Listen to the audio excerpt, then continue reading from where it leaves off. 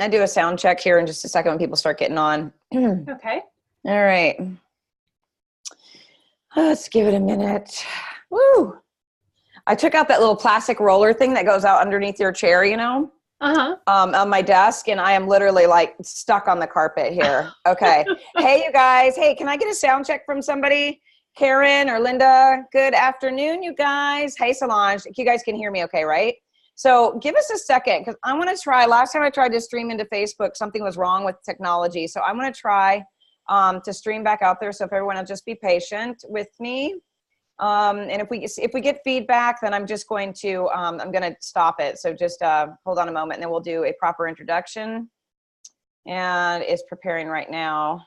Please work. Please. I don't know about you, Rachel, but every time I stream into Facebook, I do a little prayer because you just never know what's going to happen. You never know. You literally, it doesn't matter what platform you're using. There's sometimes a miscommunication there. So yep. Okay. Systems have to learn to play nicely together. I know, right? Okay. So, it looks like it's working. So hold on. All right. So we're going to go live. Let's see if this works. Come on, come on. And if hey, Solange, would you pop in there for me real quick and make sure that we're good in the Clarity group and make sure that you can hear us okay in there? Okay, we've got a lot of people requesting the replay. So once I get the thumbs up from Solange, I'm going to do my introduction and we're going to get rolling. Here we go. All right, going to chat. Thanks for your patience, guys. Loud and clear. Loud and clear sounds great. Okay. Someone needs to write a song or a poem, Ode to Technology. Amen to that. I know, right? Ode to Technology is true. Okay, let's just go ahead and get started. And Solange, if there's anything wrong, just throw it in the chat that it's not working in Facebook, and I'll close it down. No problem. All right, so I'm so excited to talk to Rachel today. Rachel Pontillo, right? I said that right? Either or. Yeah, I respond to both. Okay. Is a holistic skincare innovator, author, and educator. She's a best-selling author of the book Love Your Skin, Love Yourself, and co-author of The Sauce Code. She's a functional diagnostic nutrition practitioner, an AADP and IAHC board-certified international health coach, licensed esthetician, and natural skincare formulator and educator. She's a president and co-founder of Nutritional Aesthetics. Do I say that right? Mm-hmm. Yep, you got it. Alliance. Okay, the creator of the popular skincare and healthy lifestyle blog, Holistically Hot, as well as the much-loved online course, Create Your Skincare. She's an avid herbalist, skincare ingredient aficionado, and lifelong learner. And I'm so happy you're with us because I am full on admitting, Rachel, that although everything I use is pretty much wiped out toxic-wise, I don't have a lot of education in this topic that I feel like I should have. So welcome and thanks for being with us today. Oh, it's my pleasure. I'm so happy to be here today. Yes. So I have a little slide presentation for everyone, but I just want to say hello, and we'll definitely leave time at the end of the presentation for questions, so you guys can use the chat box, and I'll make sure that we check in and we'll get to everyone as much as possible at the end. Before we dive into the slides, I just want to do my little disclaimer and just let everyone know this is always just for informational and educational purposes only. Skincare is something that is a licensed profession in most states in the United States. Aesthetics is a licensed profession. Of course, dermatology is a licensed profession. So what you're going to learn today is how to work with your clients in a way that's very much along the lines of what Carmen already teaches about general information and support and coaching. But there are some things that are specific to skin that you should know, and you're going to get asked from your clients for topical skincare recommendations, whether it's for products or treatments. So I want to give you guys some definite tools that you can have in your mental toolbox to be able to respond to them accurately, but also within scope of practice. Awesome. Thank you. Let me just say real quick, I would like to just ask everyone to actually put the questions in Q&A for me instead of the chat, because I have to scroll and search. Gotcha.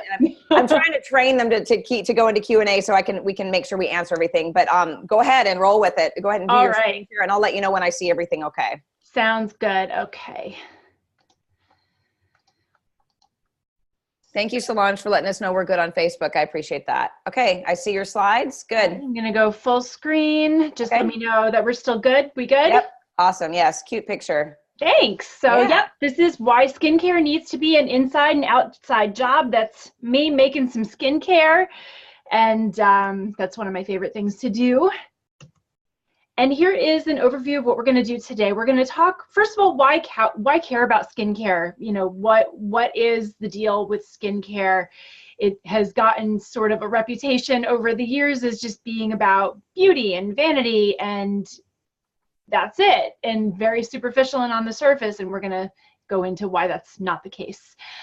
We will talk about some of the most common food and lifestyle triggers for the most common of the skin conditions, how to support your skincare clients emotionally, because that is something that you're going to come across as a coach.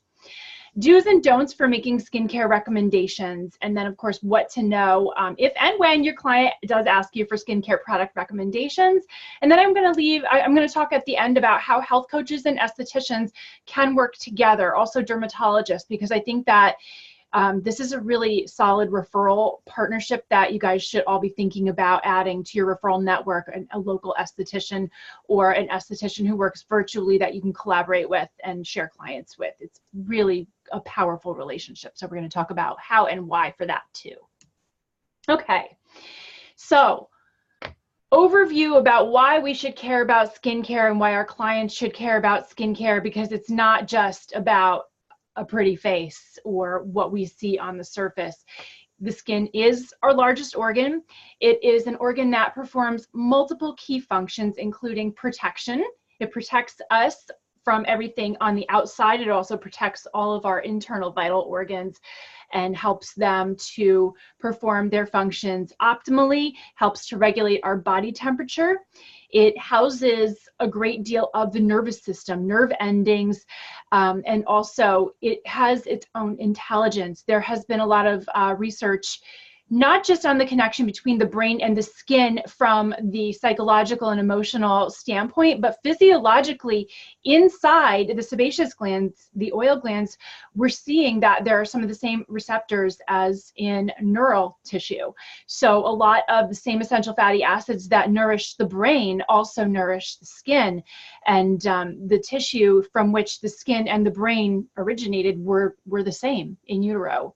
And it all came from the same tissue before, one went on the outside and then one kind of stayed inside. So the central nervous system and the integumentary system, which is the skin, the hair, and the nails, are very closely related. And a lot of people don't realize that. Yeah.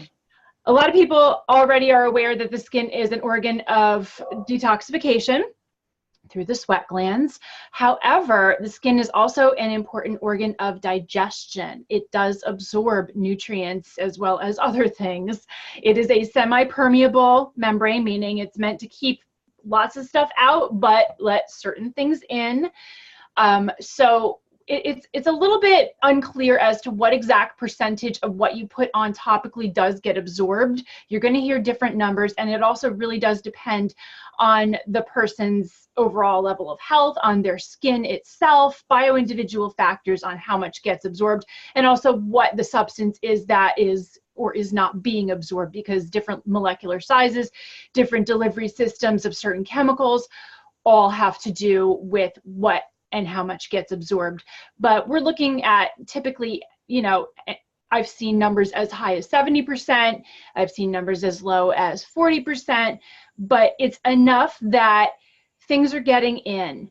And we know this to be true because the pharmaceutical industry as well as the supplement industry have turned to transdermal or topical application of certain medications and dietary supplements that maybe are not meant to bypass or go through the digestive system if someone's liver compromised. So we're seeing a lot of topical vitamin D, topical magnesium, as well as things like nicotine patches and other topical delivery systems for certain medications and supplements. So we know that the skin has the capability of just digesting nutrients and absorbing nutrients.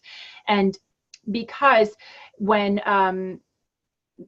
nutrients or substances come in through the skin, it comes in on the hair follicles or through the pores. It can, in some cases, go directly into the bloodstream if it gets into the deeper levels of the skin. So I want you to look at the skin as an organ of digestion as well as an organ of detoxification. It also has so much to do with our immune system, obviously the microbiome, and you guys, I'm sure, have studied that plenty in your program. But what's important to know about the microbiome for the skin is that it is important for it to remain biodiverse. and we want it to really be nourished and healthy. And so many of the conventional products on the market contain ingredients that disrupt the microbiome and compromise it. And we'll talk about that a little bit more. But we just have to look at the skin as really our first line of defense against the outside world, against environmental aggressors and invaders. And those little happy microbes, we want to keep them happy and diverse and playing nicely together in balance. So it's really it used to be that the stratum corneum was the outermost layer of the epidermis. We have the epidermis and the dermis. The epidermis itself has 5 layers, and the stratum corneum used to be known as the outermost. But since the Human Microbiome Project, that initial cohort concluded, we're now seeing it referred to as the stratum microbium, not just the stratum corneum anymore. So even in conventional aesthetics, not even holistic aesthetics, we're starting to see discussion from cosmetic chemists and formulators and more science-based estheticians and product companies about the stratum microbiome and the importance of keeping it protected and healthy. So it's definitely a body of work that we're going to continue to see more evidence and more information unfold as the science continues to progress. But it's just a really exciting time to be caring about skincare personally and also in your practice. So the skin also is a window into someone's health, their physical and their mental and emotional health. We literally wear everything that is going on inside of our minds and bodies on our skin. So if someone tends to get a lot of chronic skin conditions, acne, clogged pores, rosacea, melasma, even certain things that might seem acute but are in fact chronic, even certain acute things can be a result of something acute inside.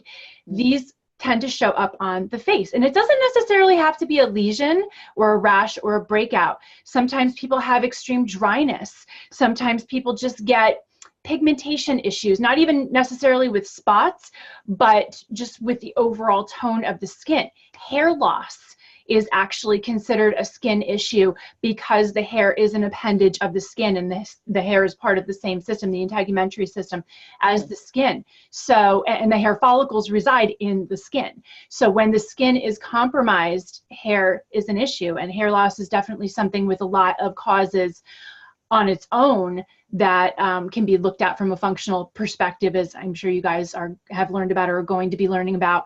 But we need to consider it also from the skin perspective, and what can we do to support the skin in this process. So the thing about the skin that is different from other issues with the health is that it's visible. You can't hide if something's going on with your skin very easily. Whereas there are a lot of internal health conditions that people might have that they don't even know they have, because there's a symptom like, I don't know, chronic fatigue that they might just accept as, oh, I'm stressed out, I'm busy, it's normal.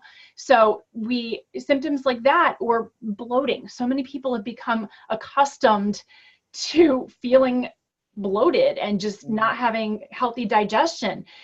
These symptoms, these chronic symptoms, which from a functional perspective, we understand as, signs that something is out of balance, but the general public has really just come to accept those as normal, because it's not something that regular conventional medicine really addresses. It just, suppresses. So if we're not listening to the internal cues that our body is giving us, our skin's going to show us. It's our body's way of showing us, hello, there's something going on here that you can't ignore, and I'm going to show you, and I'm going to show you every time you look in the mirror.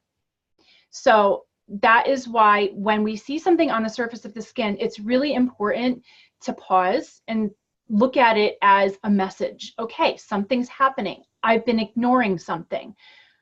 What is going on with my body? Maybe there are some things that I need to look at. What have I been eating lately? How have I been sleeping lately? We're going to talk about triggers, but it's an opportunity for us to look within, literally, and see what might be going on, because typically the skin is going to be the last place to show something chronic, and it might be the first place to show something acute. Like if you come into contact with something that your body just does not like, whether it's an allergy or some sort of an irritant or sensitivity type of thing, your skin might be the first one to be like, hello, I'm going to show you a big old scaly rash right now to show you that I don't like that. But if it's something like acne or hyperpigmentation or hair loss or rosacea, that is something that typically is associated more chronically with stuff that maybe has been either dormant or has gone unnoticed for a long time. So I really want you guys to look at the skin as a really important source of information for what is going on with a person. But because of that, it also does tend to affect people more emotionally than certain conditions like, I don't know, heart disease that you might not see on the surface so much, although there are certain skin clues that there are vascular problems. But if someone is having self-confidence issues because they have acne, or they're afraid that they're going to get a massive rosacea flare up when they go into an important business meeting that might result in them getting a promotion, that might result in choices. It might affect choices they make in their lives. It might affect how confident they are in going for certain opportunities, in engaging in certain things that are social and fun, in becoming involved with certain relationships. It might affect their role within that relationship and how they view themselves. So it's really an opportunity to help someone as a whole person, as you guys are already learning to do anyway, and really not just look at the symptom, because even with skin, it's so easy to be like, oh, I see a pimple, let's get rid of the pimple, and then move on once it's gone. It's easy to forget. But for someone who has chronic acne or chronically dry skin to the point where it hurts them to actually wash their face even with water, these are things that affect people on many, many different levels. But the good news with skincare is that it's a really easy in for self-care, and it leads to other healthy choices. For many people, it is much more fun and easy to have them say, hey, try this new skincare product, or maybe try changing up your skincare, go shopping. Here's the list of some things to look for when you're shopping, and we'll talk about that later. But that to some people seems a lot more fun than, hey, let's go dump out your fridge. Let's go take on a whole new dietary regimen. I'm not saying that it's going to fix everything, because you absolutely have to work from the inside out. But I'm saying that for some people, you kind of have to meet them where they're at, and starting from the outside in might then lead them to feel better about the process, and then say, okay, what were you saying about the diet again? What were you saying about sleep or meditation? Or, you know, it can be a good starting point if someone is stuck, especially. Or if someone comes to you and they have a whole bunch of other issues that you can work with them on. But if this seems to be something that is affecting them most urgently, it could be a really logical place for you to start supporting that person. Okay, so let's talk about some of these food triggers, and I'm just listing some of the most common ones.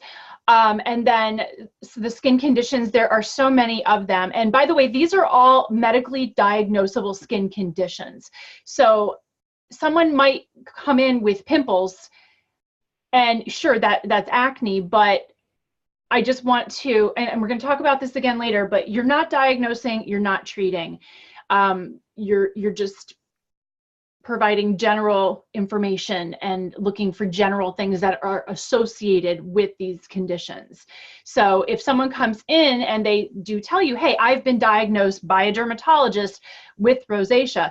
Okay, well, that's definite information. And you can say, great, here's some information that I know of that you can look into that has been associated with rosacea. But somebody's not going to come to you with a skin condition and you'll be like, okay, well, let's find the triggers for your rosacea or for your vitiligo, or hey, that looks like melasma, why don't you try cutting this? We're not saying that you should do it that way, because that gets into diagnosing and treating, which health coaches don't do. Okay, so I want to introduce you to my friend, or not so much friend, the skin trigger trifecta. Now, this is something that it's a term I came up with in my first book, Love Your Skin, Love Yourself, Gluten, Sugar, and Dairy. And, you know, it's really common kind of in the holistic nutrition, functional nutrition conversation that, you know, well, these are not really things that most people should be having anyway. But to the general public, usually there's one that's a big sticking point. Like, I'll tell you honestly, for most people in my practice, it's been dairy. Like gluten, it's like, oh, I don't really eat a lot of bread or pasta anyway, that's fine. Sugar, okay, that's hard, but there's a lot of substitutes. But don't take my cheese, oh my God. There's always like one sticking point of the three that seems to be the hardest for them. So just for people who are really stuck with that, I would say whatever is the easiest one for them to let go of, start there and then add another. And I'm sure you guys talk about triggers a lot, so I'm not going to go too far into detail for how to do that because you guys are learning that in your program. But some of the other common ones for skin conditions are eggs, nightshades, soy. Soy is an interesting one because, you know, I'm sure you guys have heard about benefits for some people with small amounts of fermented soy products. But overall, soy, there's just too much of it in our food supply. Processed soy, soy milk, soy dream, even too much of things like tofu just being substituted out for everything. And it has become a real trigger for a lot of people. Whether it's because the protein itself can be difficult to digest or because of the phytoestrogenic effect that it has for some people. Estrogen levels, hormone levels in general, sex hormone levels are certainly associated with skin conditions. So soy may or may not work for some people depending on what type of soy it is.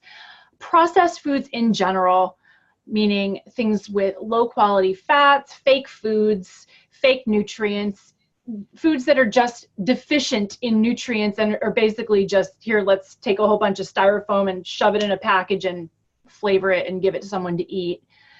We don't want to be encouraging people to eat that, and you guys know this already, but those fake foods, those fake fats and fake nutrients are really damaging to the skin and to the whole body, but they tend to show up on the skin. Okay, so individual food sensitivities. So I know you guys are learning about food sensitivity tests. So if someone has some sensitivities that show up on a test, whether it's IgG or MRT, whatever it is that you use, obviously those are things that a person might want to take out for a certain period of time. Client correlation, if someone has not had testing because it's not accessible to them or they just don't want to, but they're telling you, hey, I noticed that when I eat chicken, I break out. Well, okay, maybe that person shouldn't eat chicken, or maybe that person shouldn't eat soy as well because chicken eats soy for the most part. Elimination diet results. If a client has been on an elimination diet and has noticed specific issues, not necessarily even with the skin, any symptoms at all that a food is not agreeing with them, those are just foods that need to be taken out for a while. And then, of course, food allergies, which, you know, similar to sensitivities, but not the same type of reaction.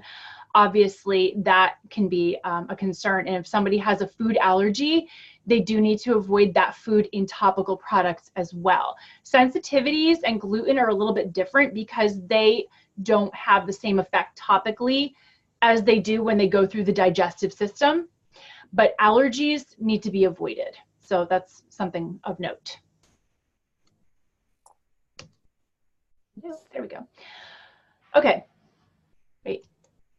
And just as a reminder, you guys, if you have any questions, put them in the Q&A. We have another live thing going on at 1:10 today. So, you know, make sure that you put all your questions so we get to them. I don't want to miss anything. Okay. So I just want to go over some lifestyle triggers as well, because these can be equally as important for people. Stress, number one problem for probably just about every skin or health condition in general. We don't even need to say that much about it. But a negative mindset, if someone is just a real downer and they're just snarky and cynical and they just have a really glass is half empty attitude towards life, that's something that's going to show up on the skin. Sedentary lifestyle, even though the skin itself is an organ of detoxification, things have to move for that to happen. The skin doesn't automatically just vacuum things out of the body. The lymphatic system has to flow. The liver has to pump. All of these things have to be in motion, and then the sweat glands are triggered to let things out. It doesn't just happen on its own. Dehydration, big problem for a lot of people, and number one cause of cell dysfunction really for so many things is that if they're not hydrated enough, they're not going to be able to function properly. And healthy skin cells, beautiful skin cells, they form on the inside, not the outside. So that hydration is so important. Lack of or poor quality sleep. Obviously, you guys, this is probably just a review for a lot of you, but poor water quality and fluoridated water are also really heavily linked to acne in particular. One of our colleagues, Melissa Gallego, recently wrote a book about the link between fluoridated water and cystic acne. And there's some pretty significant science behind that, besides what happened to her that triggered her to do all this research. But if you have fluoridated water, it's something that you should definitely look into and get a good enough filter that it filters that out. But even aside from fluoride, there's a lot of toxicants in drinking water, in water that you bathe and shower with. So you might want to consider whole house filtration, water filters on your showers, on your sinks, the water you cook with. It's really important. Same with air quality, indoors and outdoors. Obviously, outdoors, we can only do so much to control. Indoors, though, we can have air filters. We can put plants. There's so much we can do to filter out the air inside the home or the office. Toxic household cleaning products, laundry products, personal care products. We're going to talk a little bit more about ingredients in general when we talk about the topical stuff, but when we're looking at what's toxic in our lives that we have control over, these are things that are pretty easy to swap out for healthier versions or even handmade versions. Things like, industrial strength surfactants, certain preservatives, synthetic fragrances. They are endocrine disrupting chemicals. They are highly toxic. They've been associated with neurotoxicity, organ dysfunction, all sorts of really negative health effects. So it's another easy place to start.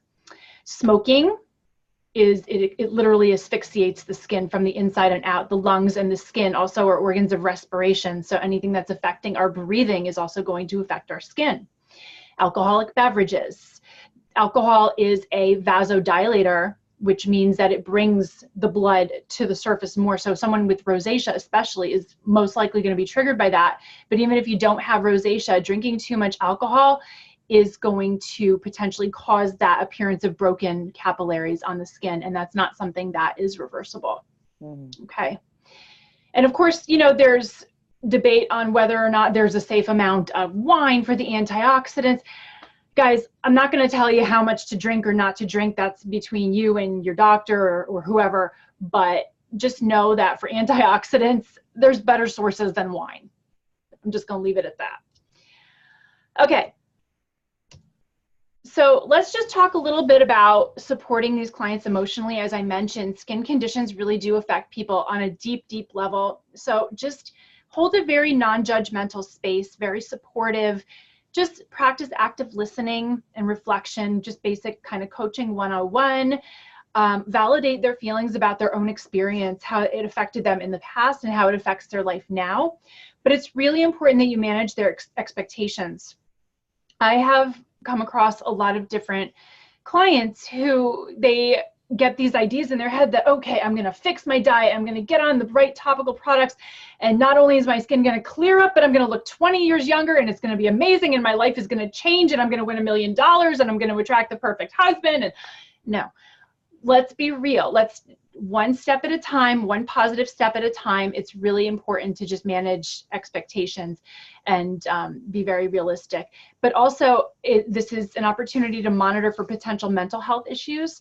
Two things in particular, there's something called acne excoriae, which is when someone picks to the point where they're hurting themselves. It's kind of, it's an obsessive compulsive type disorder.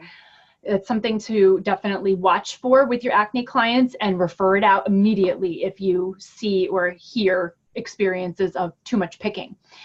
Body dysmorphia, when someone's skin is actually not that bad, but they believe it is. This happens when people once had very severe skin. It clears up, but they still see what they used to see in the mirror. And I'll be honest with you, that's something that I experienced myself. And it was hard to overcome that.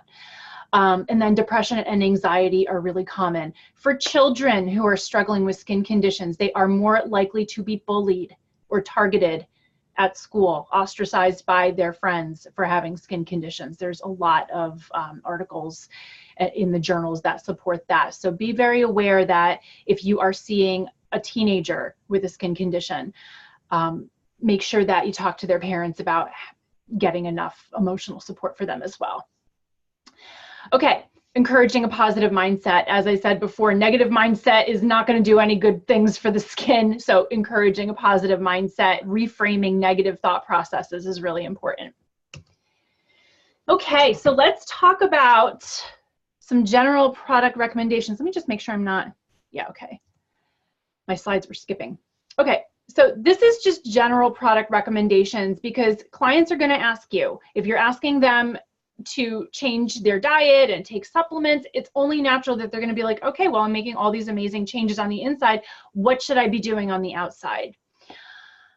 Okay, as we've said, conventional products, household products, personal care products, skin care products, hair care products contain synthetic chemicals that are harmful to the health, particularly synthetic fragrances. You know, parabens used to be the big thing to avoid, and they still are. Science continues to show us links between parabens and endocrine disrupting activity in the body that could potentially lead to cancer. There's been numerous studies since that initial study in 2004. It continues to unfold both on larger scale studies and smaller scale studies. Avoid parabens. But synthetic fragrances are especially problematic because nobody ever knows what's in them. They can be made with up to 900 synthetic chemicals. They will never be listed out individually because that would be a very long label, and they're also protected by trade secret law currently.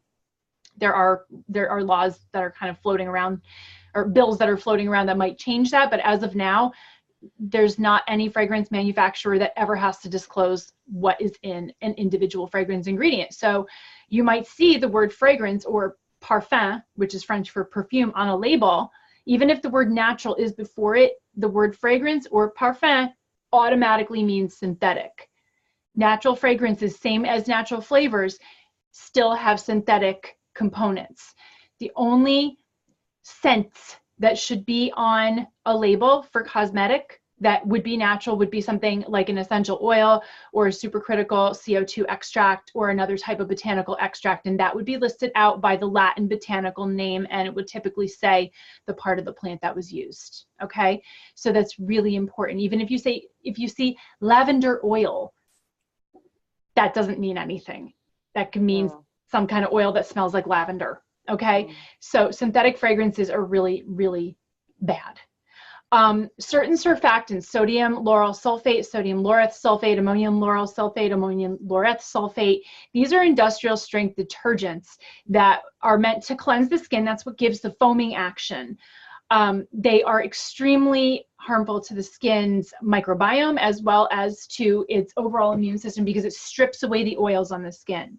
The skin needs its oils in order to keep the cells lubricated, to nourish the microbiome. The oils themselves in the skin actually help feed and balance out the microbiome.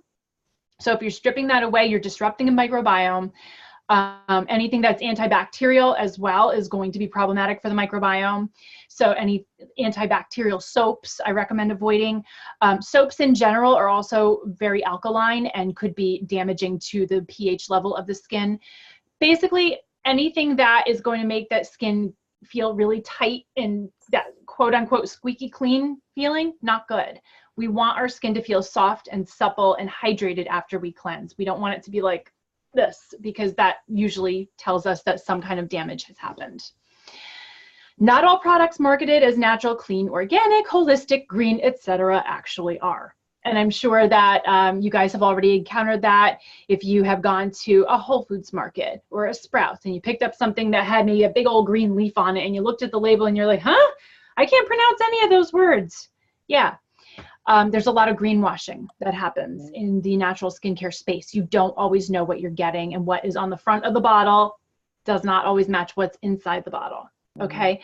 And, you know, there are apps that you can use to look up ingredients. There's databases like the EWG. I don't really think it's a great use of people's time to be sitting there Googling individual ingredients to be like, oh, is this toxic? Because the problem with that, like these safety database rankings, they can be helpful, but they're not perfect because they're not looking at the ingredients in formulation. They're looking at them individually. They're not looking at synergies. There are some ingredients that the EWG says are fine that I personally have had multiple clients react to.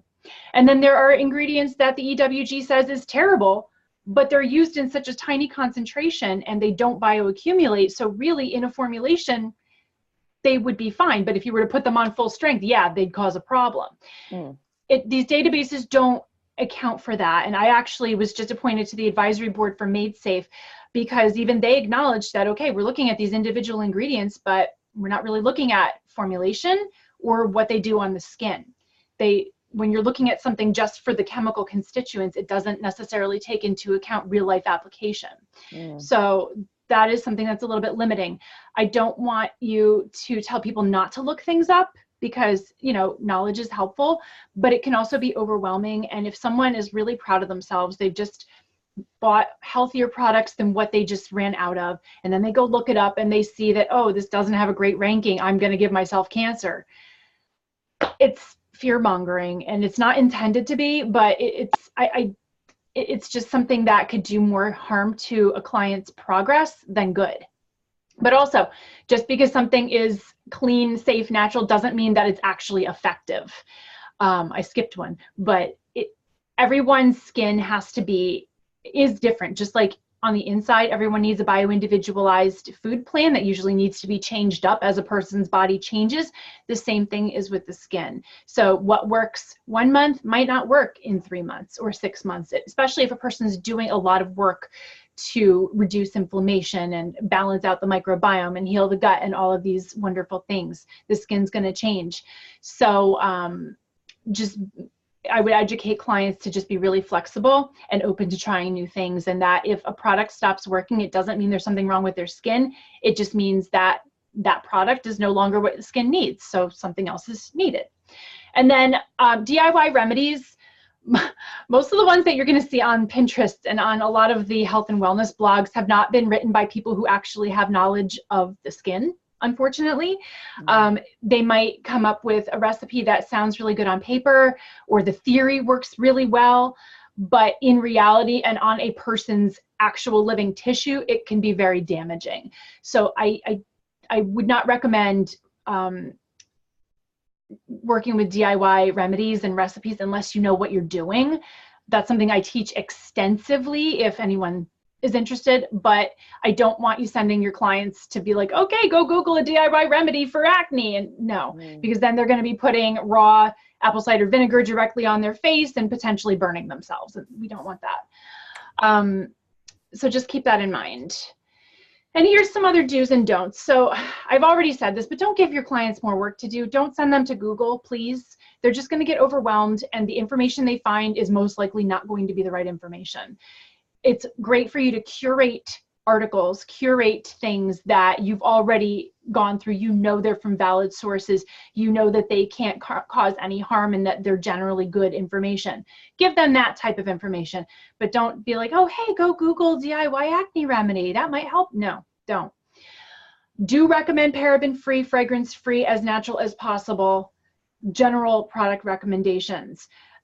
Safer, like when they run out of something that's maybe commercial or toxic, have them replace it with something that is a little bit better. If they say, hey, what do you think about this product line?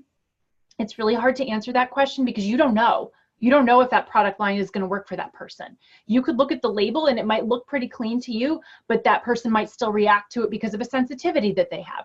You don't know. So I would say, you know, in general, smaller ingredient lists, things that you can pronounce. Organic seal is a good thing to look for, but a lot of the other little seals and claims on the bottles are meaningless marketing terms, so I wouldn't necessarily go by that. But I would say just simple is best when it comes to skincare, and I would rather see someone start off with 1 or 2 products than a whole new regimen. I like to see people introduce things really slowly, just like you do with new foods or reintroduction after an elimination diet. One thing at a time so that if there is a reaction, you know what you're reacting to. Yeah, so I don't really recommend recommending or prescribing specific brands or products because, like I said, there's just not a way for you to know if it's going to be right for that person. Unless you are someone who is already a licensed esthetician or a skincare therapist or a dermatologist, and you have really specific knowledge of how ingredients work on the skin, and you've seen this in your practice already, unless and until you have that kind of knowledge and scope of practice, it's not really your place to say, here, try X brand, it's amazing for acne, or it's amazing for rosacea, or it's amazing for anti-aging. Don't do that. You're not doing yourself or your client any favors, and you could get yourself in trouble. Don't touch the client's skin or attempt to diagnose or treat. Sounds pretty obvious, but that would be practicing medicine or aesthetics without a license. Don't claim your product or programs will prevent, treat, heal, or cure any skin condition. In fact, the FDA is really starting to crack down on language that's being used on websites that anyone who sells a skincare product, they don't want to see the names of skin conditions on websites. They don't want to see any implication that what you're doing is intended to treat or prevent a certain disease or ailment of the skin. You've got to be really careful with your messaging, with how you're presenting what you do and how you're talking to your clients. Do refer out to a licensed esthetician or dermatologist.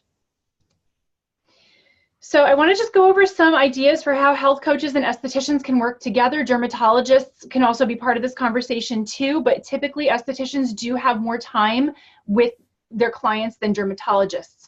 Estheticians do consult with their clients before going into treatment, similar to what health coaches do during an initial consultation. And you know how before you have a health coaching session, you usually do some sort of a catching up, kind of where are you at, what are we focusing on today type of situation. So estheticians are already a little bit more trained to, not trained, but they have more time to spend. They build that into their schedules, whereas dermatologists are more an in and out, very, very busy type of office. So estheticians might be easier to work with when it comes to creating programs together. But dermatologists are important to have on hand, because if there is something that you're seeing or that your client's telling you that you think it's something that needs to be diagnosed or seen by a doctor, you want to have somebody to refer them to. You would not refer somebody to an esthetician if you think someone has a disease or ailment of the skin. Estheticians have to work within cosmetic terminology, not medical. Have clear expectations about the relationship and be clear about your role. Make sure that the esthetician knows what a health coach does. What is functional nutrition? What is functional health coaching? What do you do? How do you work with your clients? And how can I support you? So if you have a skincare client, you can say, okay, so I have this client. She clearly has acne. I'm going to work with her on, supporting healthy gut, supporting a healthy microbiome. We're going to work on some lifestyle issues for stress and sleep and all of that. What can you do topically? So understand who's doing what, because there are estheticians who do also get a little bit coachy. There are a lot of estheticians who are also being certified as health coaches. So if someone is dual certified and you want to work with them, it's important that they know what their role is and you know what your role is. Coordinate coaching sessions and aesthetic treatments in a program or protocol with that other person. So maybe they're going for a facial once a month and they're seeing you twice a week for coaching. Coordinate that with the esthetician. Have a clear program or collaboration agreements and forms to ensure privacy and confidentiality, both between you and the other practitioner, but the client also needs to be aware and consent to both practitioners discussing the case together. All of that needs to be done within a legal agreement. Offer educational workshops and classes together. These can be done locally where, there are some facials being given, some topical skincare education being given, and then lifestyle and nutrition recommendations or education being given. Webinars, summits, these types of collaborations are really great between estheticians and health coaches. I'm starting to see it a lot more with our Nutritional Aesthetics Alliance community. It's really helpful to understand that everyone has a slightly different philosophy. I mean, you guys are studying functional health coaching, but even within that, there are people who might slant one way. Maybe some people are more plant-based, some people are more paleo-based, some people are more this, or, everyone has like these kind of sub-philosophies within the overall philosophy, and that's the same thing with aesthetics. There's a lot of different branches of aesthetics. There's medical, there's holistic, there's like super holistic. it really helps you to get to know that person's individual philosophy, because just because someone claims to be a holistic esthetician doesn't necessarily mean that that means what you think it means. I've seen some holistic estheticians that do chemical peels, and others won't touch that stuff with a 10-foot pole. So just kind of come to an understanding with what your philosophies are together, and have a mutual respect for each other. Okay. Oh yeah, So, I got questions. okay, great, awesome. I want to fire mine off real quick because they're on the top of my head. I know people are going to be probably wondering about these. Okay. We've got about 15 minutes left, so Great. let's go at these kind of let's go at these like Nerf bullets coming at us. Okay. Got it. I'm ready. Okay. Number one, Cateris pilaris, chicken skin. Lots and lots and lots of children have it. Yes. I've been told it can be triggered by dairy. My kid went gluten-free years and years ago, dairy-free. He doesn't eat soy. It never went away. So my first question is two-part. One is, what's the real deal with this Cateris pilaris chicken skin? Second thing is, when I told the dermatologist that I was going to take dairy out, see if it got better, he said, why would you do that? Because if you do that and the Cateris pilaris goes away, he's more susceptible to acne when he gets older. Is that true? No, I don't know what that's. I've heard that more than once across, like dermatologists have told me that. So the children with Cateris pilaris are less likely to have acne as they age. No, I would say that's something that's going to differ because they have different triggers.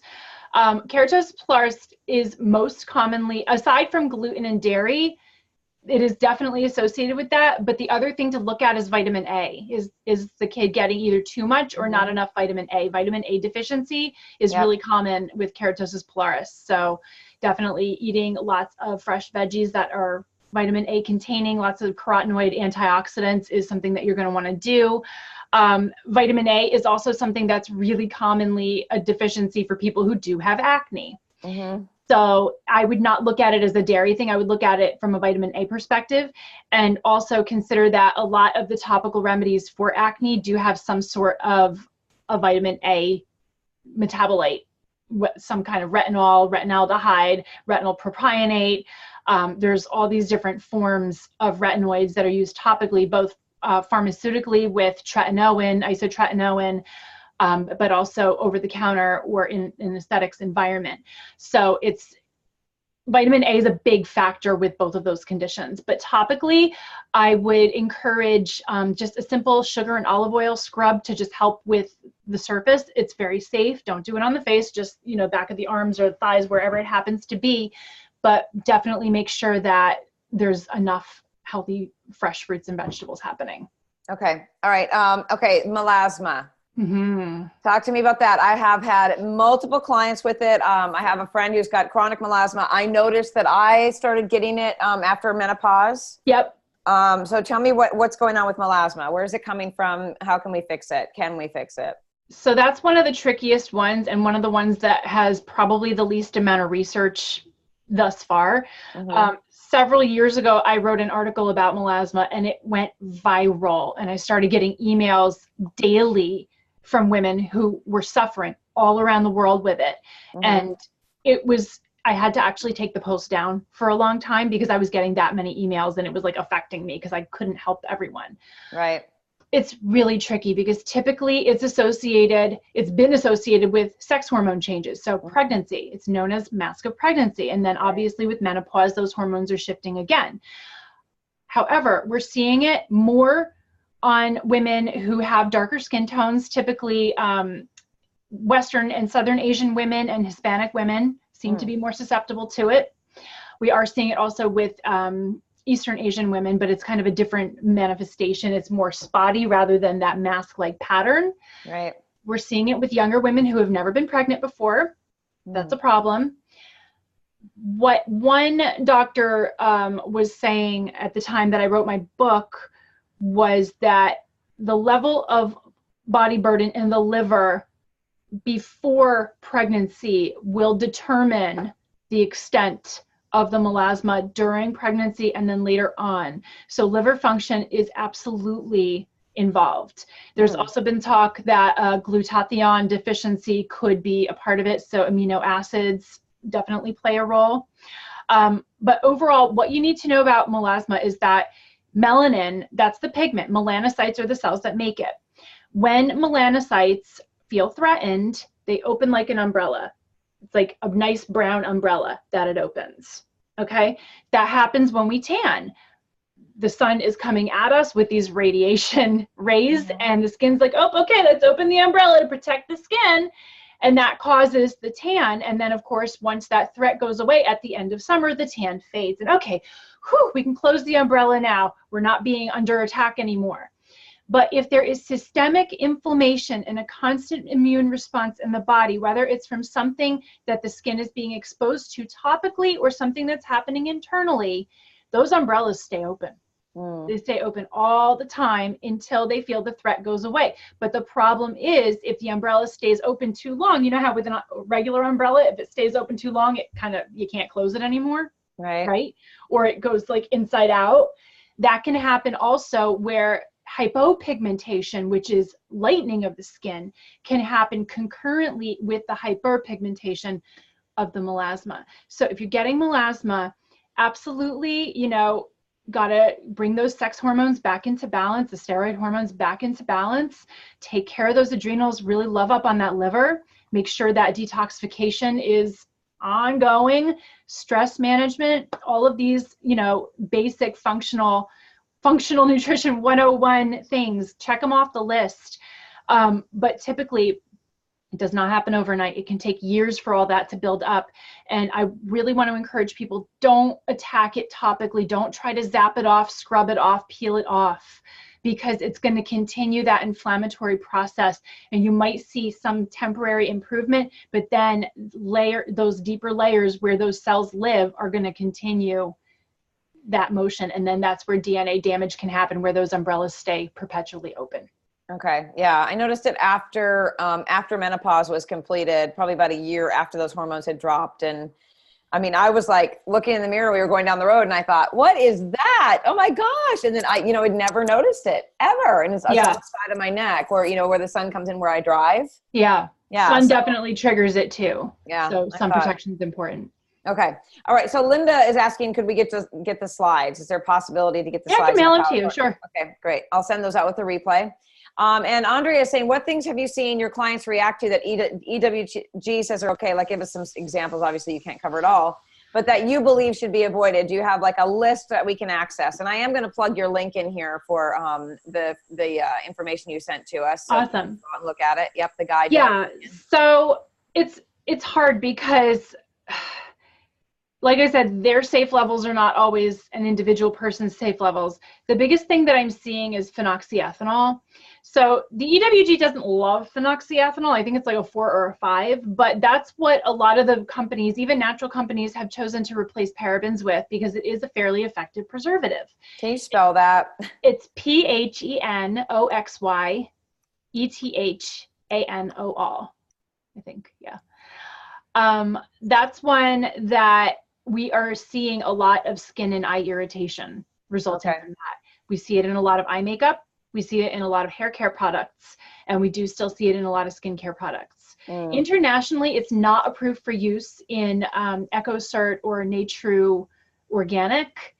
I think here in the United States, it might be okay for USDA because USDA Organic doesn't actually cover products. They're only looking in at the plants. So they're not going to grade a synthetic chemical as organic or not because the word organic in chemistry means a whole different thing than it does with plants.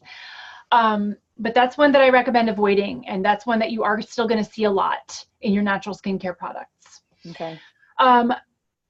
This is also tricky. I've been talking about this one lately. There is a bioidentical version of that ingredient called phenylethyl alcohol or phenethyl alcohol.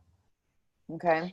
That one is a result of, it's the byproduct of the process used to make Rose Absolute, which is a natural rose fragrance perfume, but it's natural. It's usually a solvent extraction of rose petals, similar to an essential oil, fewer therapeutic values, but usually used in perfumes. And it's used also for its fixative properties. When you open a bottle, you get hit really strong with the rose scent. It's still natural, it's nature identical, But I have found that people are getting sick from that. Me personally, I ordered a preservative that was that blend. I opened the bottle. I got like a migraine. Like, I don't even get migraines, but I got like massive headache just from opening the bottle in my house. Yeah. And this is a product that actually is approved for use in certain naturals and organics. So my prediction is we're going to start seeing some more science showing that there are some problems with that one. I'm